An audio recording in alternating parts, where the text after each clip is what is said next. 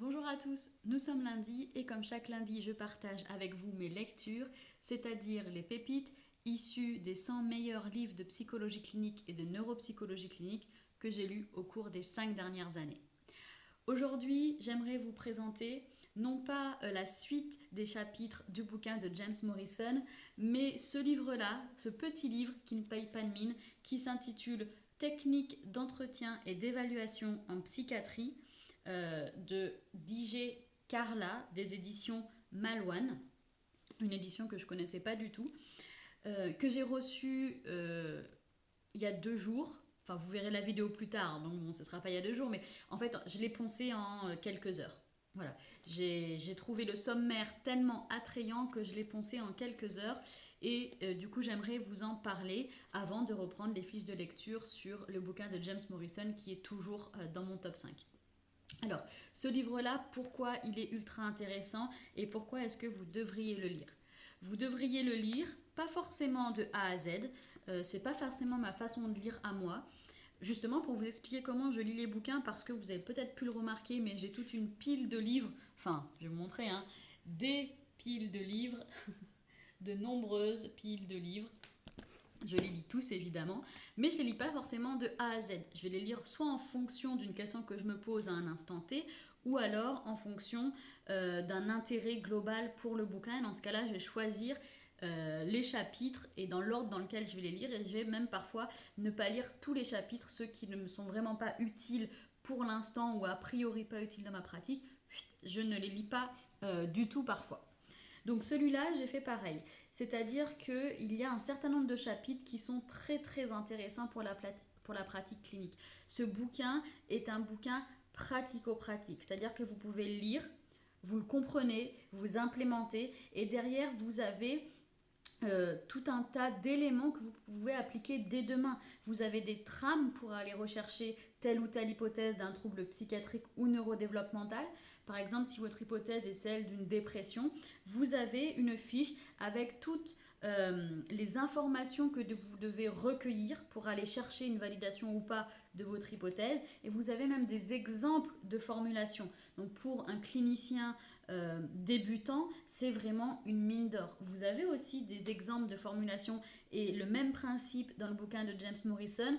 Je trouve que ce bouquin est encore plus précis ou alors disons peut-être même très complémentaire pour ce qui est de la clinique pratico-pratique. Que dire, quand et quoi. Ce bouquin donne aussi des stratégies, des techniques. Par exemple, lorsqu'on a face à soi un patient qui pleure beaucoup et qui n'arrive pas à s'arrêter, lorsqu'on a un patient qui peut être agressif.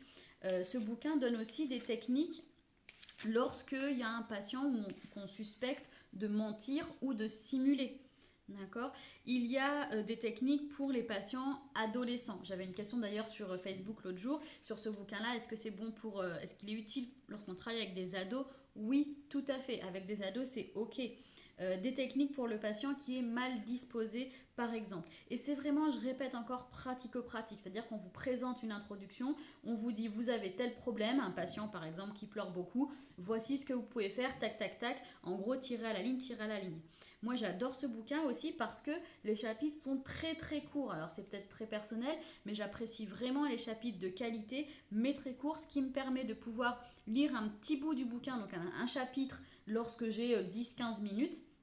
Et puis y revenir plus tard parce que je n'aime pas me couper en plein milieu d'un chapitre. Donc les gros bouquins comme par exemple le traité de neuropsychologie, c'est plus compliqué pour me mettre à y lire parce que les chapitres font des dizaines de pages parfois et j'ai besoin de beaucoup de temps pour lire et je ne peux pas, ça m'énerve d'être coupée dans ma lecture. Ce bouquin-là a des tout petits chapitres de quelques pages. Bien que la distance entre les lignes soit vraiment faible, moi personnellement ça m'a gêné, il y a quand même des couleurs et des mises en évidence, soit par des tableaux, soit par des couleurs dans les titres qui permettent vraiment de se retrouver facilement dans la page. Que vous dire d'autre? Vous avez aussi toute une partie qui est dédiée au recueil de données. Et là, de la même manière, l'auteur y va diagnostic par diagnostic. Quelles questions poser pour pourquoi, quelles données recueillir lorsqu'on a telle ou telle hypothèse en tête. Et donc là, il va traiter de ça, de l'entretien pour le diagnostic, c'est le titre du chapitre, pour tous les troubles psychiatriques, pour le trouble déficit de l'attention, pour les troubles de personnalité. Et ça m'a, entre guillemets, un petit peu amusée, puisque, outre le déficit de l'attention, eh ben, on n'a pas, par exemple, l'autisme, syndrome de Gilles de la Tourette, qu'on aurait pu mettre avec le TDAH, qui est un trouble neurodéveloppemental, pourquoi pas les autres? Voilà. J'ai trouvé ça un petit peu amusant. Mais alors, de toute façon, une fois qu'on a compris vraiment le principe, la technique de comment est-ce qu'on pose les questions en fonction des critères, derrière vous pouvez l'appliquer aux autres troubles du neurodéveloppement sans forcément devoir aller le chercher dans un bouquin. Il y a un chapitre que, en tant que clinicien mais psychologue, qui ne va pas forcément nous être bien utile, c'est-à-dire l'entretien pour le traitement. C'est le dernier chapitre et il va traiter uniquement du traitement médicamenteux. Donc effectivement, par exemple, comme je vous le disais au début, ce chapitre-là, eh bien, je l'ai zappé. Peut-être que je reviendrai dessus à un moment où j'aurai un patient qui a un plan de traitement bien défini par un médecin, avec le médecin avec lequel je pourrais communiquer pour en savoir un peu plus sur le fonctionnement du collègue médecin. Mais comme ça, pour moi, ça ne me semble pas utile tout de suite maintenant et ça ne doit pas être dans mes compétences premières, disons, dans mes compétences premières. Donc il y a par contre, voilà, ce chapitre qui fait une bonne dizaine de pages qui ne m'est pas vraiment utile tout de suite, voire peut-être jamais. Il y a quelques autres chapitres que je n'ai pas forcément lus, mais que je lirai plus tard, lorsque j'aurai un patient qui le nécessite. Ce chapitre, c'est tout ce qui concerne l'entretien pour le diagnostic, tout simplement parce que j'ai lu déjà d'autres bouquins qui aident et qui donnent des stratégies et des techniques pour ces questions d'entretien clinique pour le diagnostic. Et donc, ce chapitre-là, voilà, j'ai lu le bouquin de James Morrison, je l'ai poncé aussi. Je ne me sentais pas tout de suite de me retaper quasiment la même chose écrite d'une autre façon. Mais je sais que c'est là et j'hésiterai pas à aller regarder dans ce bouquin si jamais j'ai une suspicion, par exemple, de troubles bipolaires pour... c'est pas les troubles que j'ai l'habitude le plus de voir, donc pour aller préparer mon entretien si j'ai une hypothèse de trouble bipolaire ou par exemple de troubles de l'alimentation. Voilà, anorexie, boulimie, c'est des choses que je n'ai pas très souvent dans la patientèle du cabinet, c'est normal, ce n'est pas du tout ma formation principale, c'est pas mon socle compétences.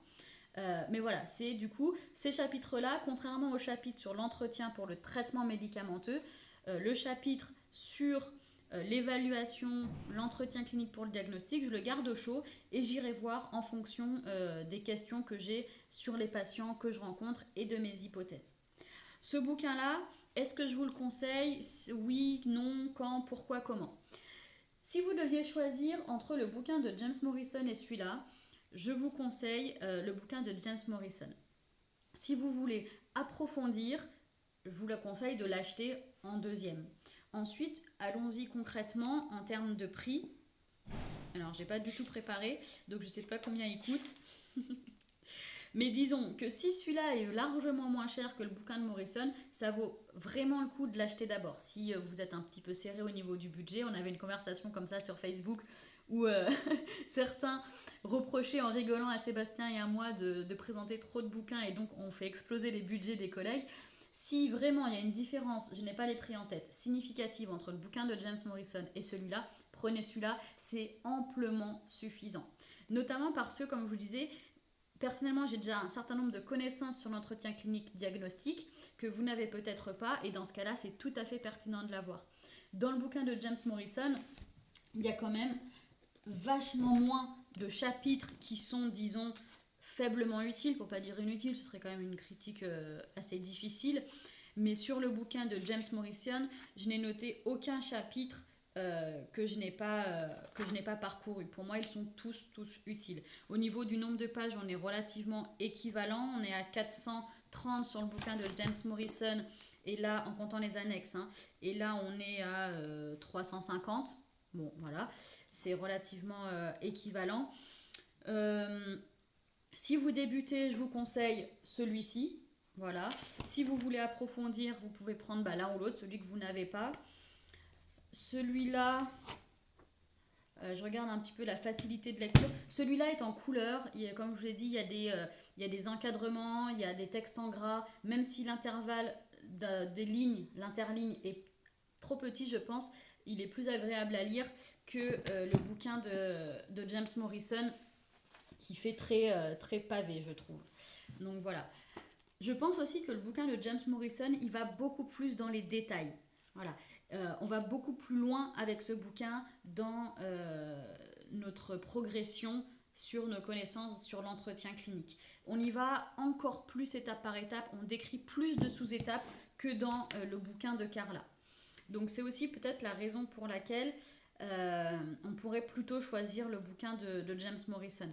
Par contre, dans le bouquin de Carla, on a des fiches mnémotechniques pour essayer de se rappeler de tous les critères diagnostiques, de se les rappeler de mémoire. Alors je vous donne juste un exemple pour que vous compreniez un peu mieux. Dans le bouquin de Carlat, pour la dépression, moyen mnémotechnique pour le DSM-5, donc le moyen, je vais vous le dire maintenant, c'est déprimer mon patient, alors l'anxiété sera sa compagne probable. Et il explique, donc déprimer c'est un D au début, comme dépression et autres troubles de l'humeur, donc l'intitulé du diagnostic, mon patient, donc trouble psychotique, patient P, psychotique P, trouble abus de substances, alors, mon patient, alors, trouble anxieux, alors l'anxiété sera sa compagne probable, trouble somatique sera sa compagne cognitive, probable, trouble de personnalité. Voilà. Et ça, il le fait pour chacun des troubles du DSM. Donc je trouve ça très intéressant, voire même un petit peu marrant. Je n'avais jamais vu ça par ailleurs. Et ça peut être intéressant s'il y en a qui souhaitent retenir les diagnostics et les critères. Ça, après, c'est très personnel. Et donc voilà, c'est quelque chose d'un petit peu nouveau et d'élégant. Et en même temps, pourquoi pas. Il y a d'autres points positifs sur ce bouquin-là. Il y a un chapitre, j'étais étonnée, agréablement étonnée et pas déçue. Il y a un chapitre sur la psychodynamique pratique dans l'entretien diagnostique. Et en fait, ce chapitre, je l'ai lu et ça permet vraiment d'avoir une connaissance synthétique de la pratique avec les techniques psychodynamiques. C'est-à-dire que comment en psychodynamie ça va présenter les choses, comment on va interpréter les choses. Donc si je reprends le chapitre, c'est là, on est page 79, ils expliquent très clairement ce que signifie un transfert négatif, ce que signifie un contre-transfert, et ils donnent des exemples très précis. Donc non pas que nous devons forcément l'utiliser parce que c'est écrit dedans, mais au moins ça permet de comprendre parfois certains autres psychologues qui n'ont pas forcément la même clinique que nous. Et je trouvais que ça faisait une petite connaissance en plus quand on n'utilise pas, alors, parce que moi c'est mon cas, les techniques psychodynamiques en entretien. Par exemple, ça parle de défense mature, de défense neurotique, de défense immature ou psychotique, et il donne les exemples de ces mécanismes de défendre et comment y répondre. Voilà. Donc voilà, je trouve que ça fait une petite compétence complémentaire, enfin pas compétence, mais information complémentaire sur une autre façon de pratiquer l'entretien clinique, pour ma part, que j'appelle l'orientation cognitive et comportementale. Donc voilà, j'espère que cette présentation vous a peut-être un peu plus éclairé sur ce bouquin. N'hésitez pas à me poser des questions ou de lâcher des commentaires. Je pourrai évidemment vous répondre de manière plus précise sur des informations que vous souhaiteriez avoir avant éventuellement d'acheter le bouquin. N'hésitez pas, je l'ai poncé, je suis là pour ça. Je vous souhaite une très bonne après-midi. Et puis si vous souhaitez en savoir plus sur l'écriture du bouquin que je suis en train de rédiger, qui traitera du diagnostic des adultes des troubles du neurodéveloppement, vous pouvez vous inscrire, le lien est dans la description, voilà, pour être tenu informé de l'avancée de la date de parution. Allez, ciao à tous!